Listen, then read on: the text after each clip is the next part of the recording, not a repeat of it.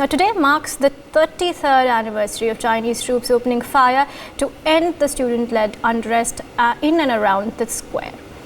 Chinese authorities ban any public commemoration of the event on the mainland.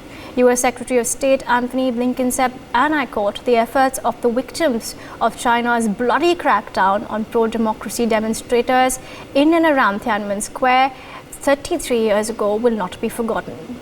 Blinken termed the crackdown a brutal assault. Meanwhile, in Hong Kong, police last year blocked off a park to prevent people from gathering to commemorate the anniversary and arrested the planned vigil's organizer. Hong Kong police said late on Friday that a part of Victoria Park, where the commemorations have happened in the previous years, would be closed. And with the COVID-19 pandemic continuing, people should not take part in any unauthorized assemblies, gatherings which are prohibited. Joining us on the broadcast, Ambassador Suresh Kumar Goyal, Ambassador Deepak Vora, and Sanjeev Srivastava. He is a foreign and strategic affairs expert. Thank you for joining us, gentlemen. Ambassador Goyal, just learned that you were there during this period. Give us some insights on what that time was like, and then we sort of analyze that in the present context. Gauri, very briefly, I will talk about that time and then a little bit of the future at that time. First of all, what happened in Tiananmen in 1989? Even though the Western world, and particularly the USA, they called it the pro-democracy movement, and it has come to be known as a pro-democracy movement. I would like to underline, there was nothing at all in those demonstrations about democracy. Democratic element, as symbolized by the Statue of Liberty, was introduced later to essentially gather the Western support for what the students, and mind you, I'm saying students and the intellectuals, academic community were doing around Tiananmen. It was not a mass movement in the sense that there was no involvement of the largest community of China, that is the agricultural community or industrial labor or anyone else. In those demonstrations, there were 90%, maybe 5 or 10% spectators, but 90%, 95% galvanized by the students and the academic community. And there was a reason for that. The academic community felt left behind in the reform process, which had begun to benefit the agricultural sector, which had begun to benefit the government and the others who were able to get their, we call cuts here. In China, they get the benefits from the opening of the economy, but the academics were left behind. Therefore, it was not a pro-democracy or democracy movement. It was an attempt by the academic community to get their share of the opening process in China, number one. Right.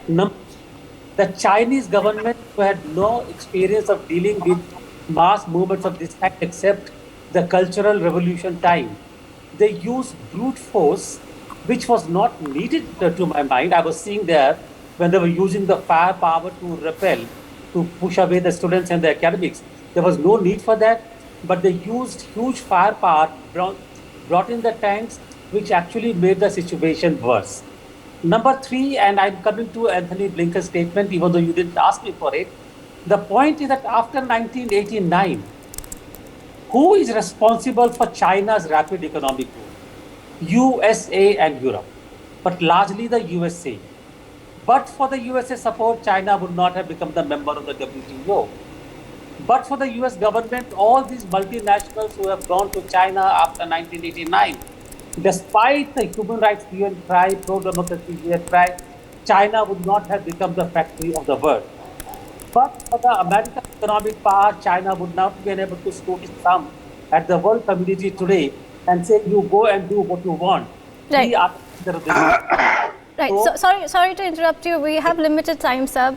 But also to rope in Sanjeev Srivastava into this conversation, sir, what in the present context does that time mean? The Tiananmen Square massacre which happened, because it's sort of memories endure even now at a time when China is continuing its belligerence, not just inside China but around the world. Well, I think this Tiananmen Square incident, this massacre which occurred by the shooting which was done on June 4th, and I think this incident certainly becomes more and more relevant, important, and people of China, the present day China, must be remembering it more and more today than they used to do some years before. Because under the Xi Jinping, this China is becoming a totalitarian state. What we have just seen with regard to the COVID-19 restrictions in Shanghai, in Beijing and other places, the kind of restrictions were imposed on the people, the freedom of expression, the freedom of movement was completely curtailed, and the barbaric treatment was meted out to the people of Shanghai, people of Beijing, also other places also. This shows that China, under the leadership of highly ambitious President Xi Jinping, is becoming a totalitarian state. So under these circumstances, the incident like Tiananmen Square massacre and remembrance of it becomes more relevant, more important. And the same tendency, what we are seeing in China domestically, is being also reflected in Chinese foreign policy as well.